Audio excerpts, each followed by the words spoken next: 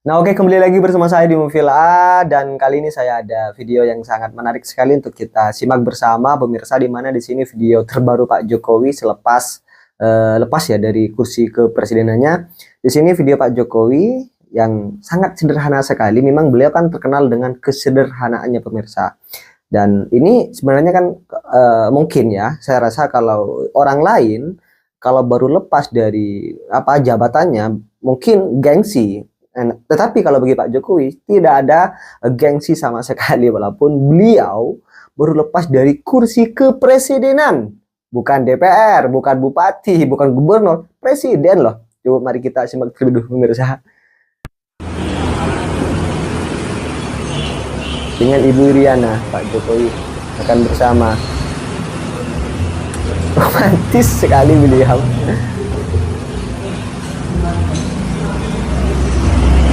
Beliau menunjukkan bahwa dirinya sudah rakyat biasa dan sulit sekali loh kita menemukan sosok presiden, mantan presiden katakanlah, yang lalu tiba-tiba turun dari kursinya kemudian tampil sebagai rakyat biasa. Sulit sekali dan ini langka sekali pemirsa. Coba kita cari di berbagai negara. Jangankan apa kursi kepresidenan, di kursi DPR, di kursi gubernur pun juga sulit sekali menemukan sosok yang sederhana mungkin seperti Pak Jokowi. Dan inilah tentu bagi masyarakat rakyat 85% khususnya kenapa rakyat itu sangat mencintai sosok karakter kepribadian beliau ya, karena seperti ini pemirsa. Dan kemudian ada video yang sangat menarik lagi, di mana di sini pernyataan dari beberapa pengamat ya, kumpulan-kumpulan dari pernyataan beberapa pengamat terkait dengan sosok Pak Jokowi yang sangat luar biasa sekali pemirsa, dan mari kita putar terlebih dahulu. Jadi orang kuat Indonesia itu menurut saya dalam sejarah Republik ini cuma dua, satu Soeharto, dua Jokowi. Pak Jokowi ini secara teori harusnya sudah lame duck. Seorang presiden di akhir masa jabatannya sudah mendapat sebutan lame duck atau orang yang sudah tidak memiliki pengaruh lagi.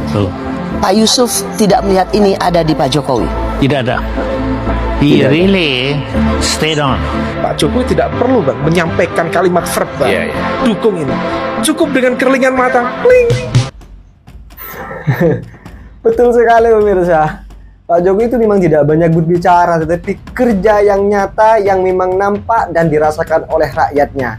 Mengapa rakyat itu sangat mencintai, bahkan lengsernya Pak Jokowi, turunnya Pak Jokowi dari kursinya sebagai presiden pun itu masih kerubuti oleh kerumunan rakyat, kerumunan masyarakat pemirsa, yang oleh sebagian pengamat yang sering nyinyir katanya Pak Jokowi nanti kalau sudah lepas dari kursinya sebagai presiden, maka Jokowi itu akan tidak lagi dikenang oleh rakyat, Jokowi itu tidak akan lagi dilihat dan disorot tidak akan disorot lagi oleh masyarakat dan sebagainya. Nyatanya ketika Pak Jokowi itu lengser kan, bahkan 10 km pemirsa ya, masyarakat itu tidak putus-putus menyambut dan bahkan berkerumunan loh menyambut Pak Jokowi sampai ke kediamannya beliau. Baru kali ini gue nangis ya, nih di tempat umum, di mall ya, lagi di luar negeri, lagi just tip Labubu. Nangisin apa? Nangisin pergantian presiden. Nangis gue ngeliat Bapak Jokowi pulang kampung, pulang kampung gue yang sedih banget. Makasih banyak ya Bapak Jokowi, makasih banget. Kayak 30 tahun gue jadi warga negara Indonesia, baru kali ini gue sesayang itu sama presiden. Jadi sekali lagi makasih banyak Pak Jokowi atas semua kerja kerasnya, Air matanya. atas semua pengorbanannya dan semuanya untuk Indonesia. Makasih banyak ya Pak Jokowi. I love you so much. Baru kali ini gue ngeliat pergantian presiden, gue yang nangis. Lagi di mall, lagi just tip Labubu. Pak Jokowi, I love you. Mau orang ngomong negatif apa tentang lu, I love you full Pak Jokowi. Maafin kami warga negara Indonesia yang kadang nggak tahu diri gitu ya. Ya kemarin demo, lu lihat tuh sekarang nenek Konoha bisa seenak-enaknya gitu, apa namanya, ngeganti kadernya langsung demi cucunya, apa keponakannya siapa ini gitu ya, biar masuk jadi anggota DPR.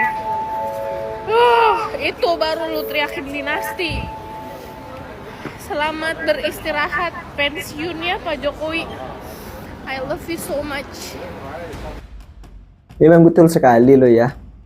Selama kita kenal sama yang namanya presiden, masih baru kali ini yang merasakan betapa sesaknya ditinggal oleh pemimpinnya, oleh presidennya. Dan saya pun juga tidak bisa banyak berbicara. Untuk Pak Jokowi diantar oleh Pak Prabowo ke bandara untuk menuju ke Solo, sangat luar biasa sekali dan sangat terharu sekali pemirsa.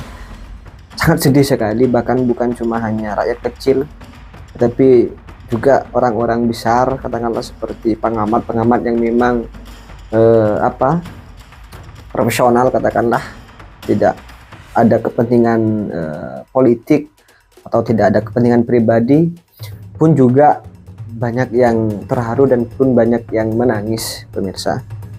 Dan kemudian selepas 1 hari Pak Jokowi itu lengser dari kursinya sebagai presiden, di akun Instagramnya, di bionya pun juga langsung dari pejabat pemerintah ya, kemudian langsung dirubah seketika itu menjadi tokoh publik. Inilah bentuk kesederhanaan Pak Jokowi dengan lapang dada.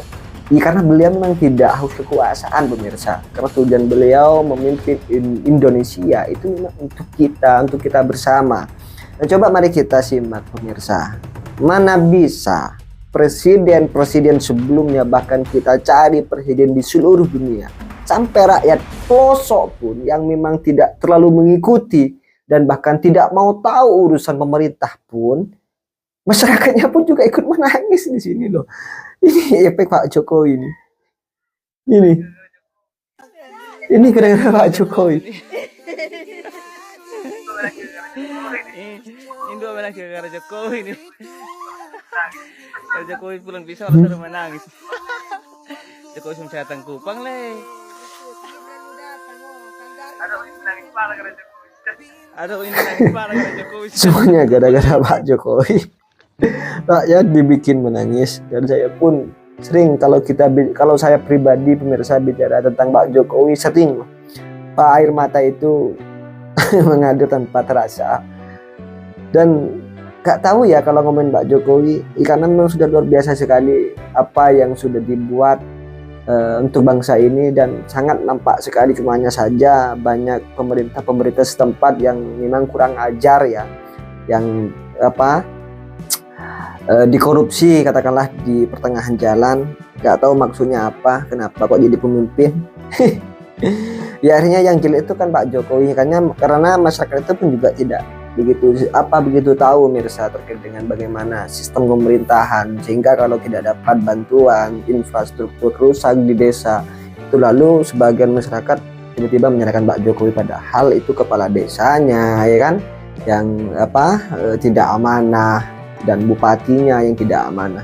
Karena Pak Jokowi yang dari pusat pun cuma hanya menjalankan tugasnya, memberikan program-programnya kepada pemerintah setempat, dan untuk direalisasikan ternyata pemerintah setempatnya kita pun tidak begitu, artinya tidak sinkronisasi dengan pemerintah pusat.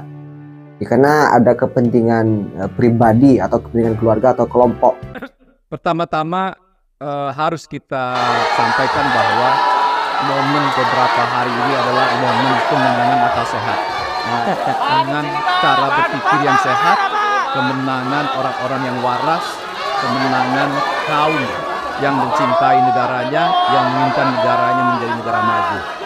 Pertama-tama misalnya bisa kita lihat dari proses transisi dulu. Kita harus berterima kasih bahwa produk presiden terpilih yang dimulai dengan terpilihnya Pak SBY, kemudian Pak Jokowi, dan sekarang Pak Prabowo, kalau kita lihat transisinya semuanya bagus.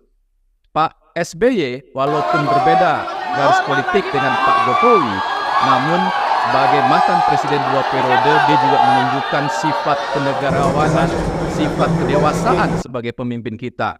Dia menyiapkan transisi walaupun harus menunggu sampai ke waktu Pak Jokowi dilantik. Namun setidaknya Pak SBY menjaga proses keberlangsungan itu dengan penuh damai.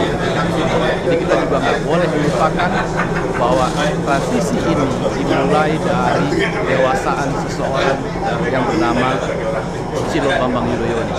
Nah, yang kedua disempurnakan oleh Pak Joko Widodo dengan cara yang lebih perfect lagi, lebih lengkap lagi, karena saya tahu dari berbagai sumber sejak Pak Prabowo terpilih sebagai presiden-elek pada Februari 14 yang lalu, 14 Februari 2024 yang lalu, sesungguhnya transisi itu sudah berlangsung, sudah berjalan perlahan. Artinya dari berbagai sumber yang saya dengar, segala sesuatu setelah momen itu, Pak Jokowi selalu kemudian memberikan kepada menteri-menterinya catatan ataupun keputusan setidaknya harus melalui konsultasi dengan Pak Prabowo. Jadi sebenarnya transisinya sudah berjalan, dan karena transisinya berjalan dengan keleluasaan yang diberikan oleh Pak Jokowi, maka bisa kita lihat prosesnya juga berjalan baik. Apa yang disiapkan oleh Pak Prabowo ke depan bisa tidak lagi membuang waktu, karena sudah dipersiapkan dari tanggal 14 Februari 2024 yang lalu sampai ke hari pelantikan kemarin. Jadi kalau hari ini sudah berlangsung pelantikan, rasanya besok kabinet Pak Prabowo dan Pak Prabowo sudah mulai bisa bekerja dengan maksimal, karena proses katakanlah formalitas, proses persiapan yang untuk bekerja itu sudah dikerjakan dengan efektif selama Februari sampai Oktober sekarang ini. Ya mungkin saya rasa cukup pemirsa terkait dengan konten kali ini. Ya seperti apa komentar kalian tuh di kolom komentar, dan sekali lagi udah pemirsa jangan lupa tekan tombol subscribe-nya biar kalian juga tidak ketinggalan informasi terbaru dari channel ini, dan salam demokrasi dan salam NKRI.